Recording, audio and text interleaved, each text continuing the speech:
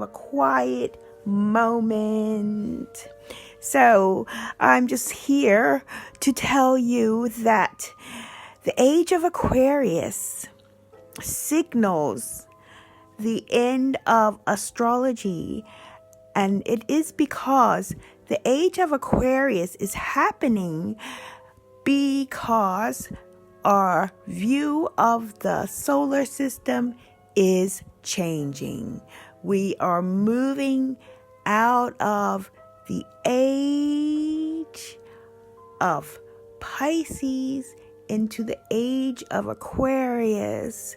When astrology was first set up, we were in the age of Aries, and that's why they have the system that it is set up, with it beginning in Aries and the ecosystems and all these things that are now, in my humble opinion, in my researched opinion, in my client's opinion, is not sufficient enough information to have in this day and age, on the dawn of the age of Aquarius, on the dawn of 2020. Welcome to Skystrology. I am so excited to share with you where the sun was, or what major other suns, other day stars it was connecting with on this dawn of the new moon in Virgo, where the moon and the sun are going to be exactly at the same place, degree. It's also alignment, and that is at 40 degrees of Virgo, because Virgo is the largest largest constellation that is on our ecliptic path, that is in our view. And it has 44 degrees. And what's important to note is that on the 31st of October, it will be the last day for a year, or a little less than a year, 11 months, that the sun will be aligned to that constellation. And then it will go on, slowly moving in this phase I call the cusp, and it's going to be longer phase because the sun has been in the energy of Virgo for 44 days. It doesn't switch off or on like a light bulb. No, it's more like a dimmer. And it'll slowly turn the focus off Virgo and move into Libra, which is the correct way to say it because it comes from the word library, Libra, which we use library, so we might as well say Libra. But you can say Libra. I say it all the time because otherwise people will not know what you are talking about. And Libra is 23 degrees, so it's half as big as the Virgo constellation. This full moon new moon is, of course, very important, as they all are, but it's more important now is because we are reaching also on the same date. You can't make it up, and you don't get the synchronicity in the astrology. No, you don't.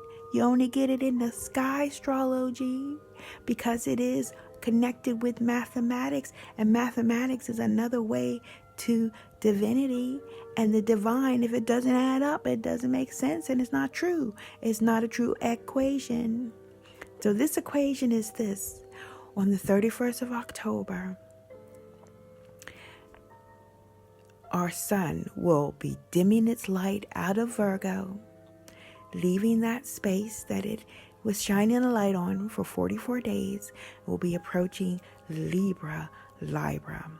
On the same day, Mercury will stand still. Yes, it will stand still. And it will prepare itself to go or to appear to go retrograde backwards in a energy space that is Libra, where the sun is just entering, and it will meet up with the sun before it goes back into the energy that it is most comfortable with, and that is the energy of Virgo, which is where we are exiting. So it is an exchange. It is a connection between all these things. And that is why it's important, especially now, and the people who I've been in contact with, to observe and write down things that are happening in your life, so that we can make this connection, so that we can slow down and value these synchronicities, these happenings, the people we meet again in this time, so that we can use this information to be conscious. It's enough just to be conscious. They say once you know better, you do better. This is not rocket science.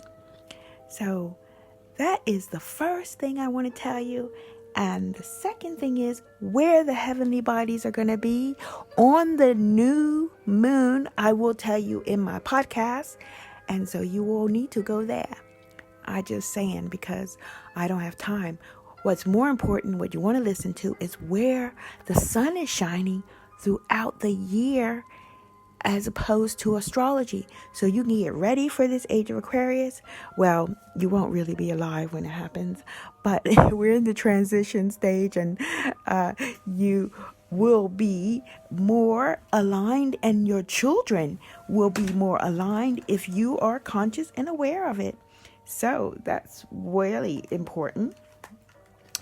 Let's start with where I ended, because I was talking about how the sun is dimming the light on Virgo on the 31st of October. And that's correct. And what I like to do is I'll give you 2 dates, because it's leaving and entering in the same 24-hour period. So on Halloween, on No More Brexit Day, on October 31st, our sun begins to shine in the area of Libra constellation. It will stay there for about 23 days, leaving about on the 22nd and 23rd of November. So if you have a birthday, then you're born when the sun is shining in that part of the sky, not Scorpio. I'm sorry. Next, we have this, what NASA has said is the newest constellation, and that is Ophiuchus. It's been there for ages. And on November, I have to go back to Scorpio, because I forget Scorpio, because it's the smallest constellation, people. The sun actually only stays there exactly for 6 or 7 days, but I'll tell you, it's not like Scorpio or any of these energies are lost. They are still there. But we are asking you to acknowledge that maybe they are less important than before. And therefore, they're most important on these days, Scorpio energy, because the sun is shining its light from November 23rd to November 29th, 30th, I like to say. Because on the 30th, it will be shining its light, dimming it out of Scorpio into Ophiuchus, and it will stay there until December 17th, December 18th.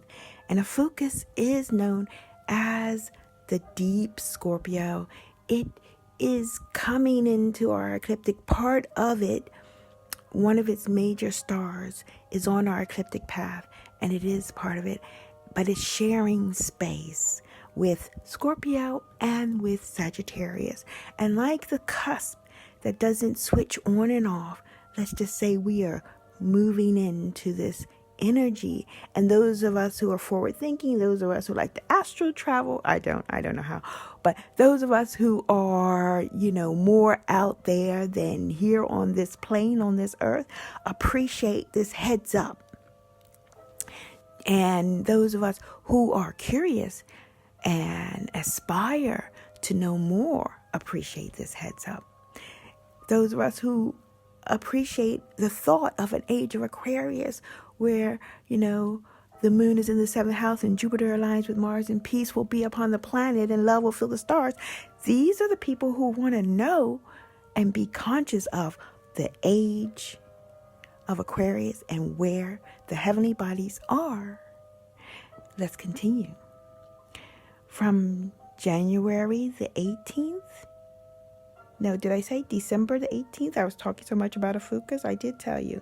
So from December 18th to January 18th, 19th, the sun will be shining in Sagittarius. Yes, those born on those dates are Sagittarians. Next, we have Capricorn, and on January 19th to February 15th, a day after Valentine's Day, the sun is shining in Capricorn, which is an earth energy. Next, we have Aquarius, the age of Aquarius we were talking about. And around the February 16th, the sun will start to shine in the Aquarius constellation, but also in that area of the sky, which is called the sea. And even though Aquarius is connected with air energy, it is in this water sign. So water is feeling and memory, and air is intelligence and ideas and manifesting ideas. And it's just perfect example of Aquarius because it's taking the memory, the emotional strength, and turning it into what the connection of humanitarianism, making it possible for water to flow, for ideas to flow, for love to flow, for feelings to flow, and not just flow, but to be a concept and an idea and to make something of itself and to be felt and to be appreciated as a real thing that's happening. Welcome. If you've come in while I've been looking up and, making motions with my hands that nobody can see. Next we have last in the so-called rim of the sequel and the age we are in now, Pisces. Pisces, the sun is shining from March 12th to April 21st. Now, I know some people are still Pisces in the old and a Pisces in the new, and that's important to note. And it's important to note that you're always a little bit of every single sign. You're not just your sun sign, you're not just your moon sign, and you're not just your ascendant. You carry these energies as stardust in all parts of your life. Then we have Aries. Now, I've got something interesting in this part of the sky because I'm acknowledging a constellation called Cetus. It's the whale, but back in the day, it's called the sea dragon.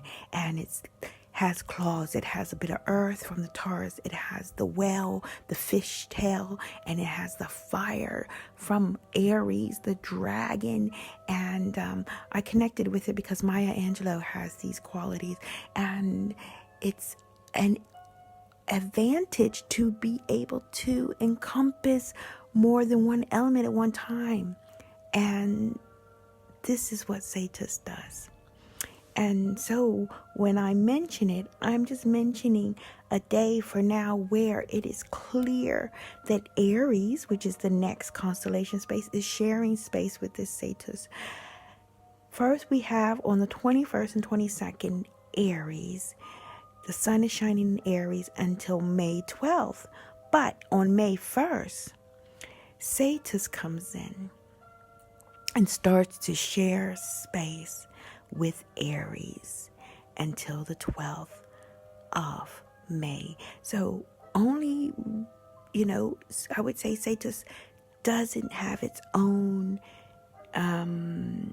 space, but it is definitely sharing space with Aries.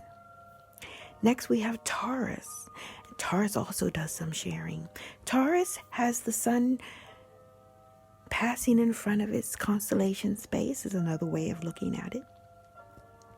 From May 14th to June 19th.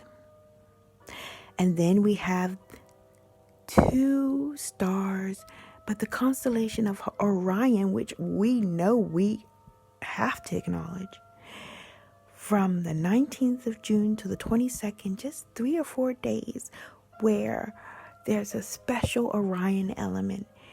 Would you say you're Orion? I don't think so. But be conscious, be aware that this is an extra energy that you can investigate, research, and acknowledge. Maybe there's some characteristics there. Maybe there's some energy there that you can call upon and relate to. And this is best done on those days where the sun goes through this. So you only get a chance once a year to do that, or a period once a year. Next we have on the 22nd, so really on the same day, because they share a space, and that happens quite often, at the foot of Gemini, sharing that space with Orion on June 22nd. So that's really a cusp point. And that's where the sun starts to shine in Gemini, and it shines there until July 20th. The next, one of my favorite star constellation spaces is Cancer, because there it has the beehive in the middle of it. And it's not a very big constellation, only 20 degrees. And the sun is there from July 21st to August 9th. Not like we thought that was Leo time. Okay, so this is really a change here with Cancer, because it's small. And I, from personal experience, thought all the time my son was a Leo, not knowing my baby was a Cancer. And you got to take care of Cancers. They want to be home. They want to be cozy. They want family. They need family. And family needs them. Just a little personal tidbit there. On August the 10th, we start this Leo energy, and it's important because the sun belongs to Leo. It's shining in its own house. So after, it's like the Cancer actually is back in the biblical time called the manger, the crib.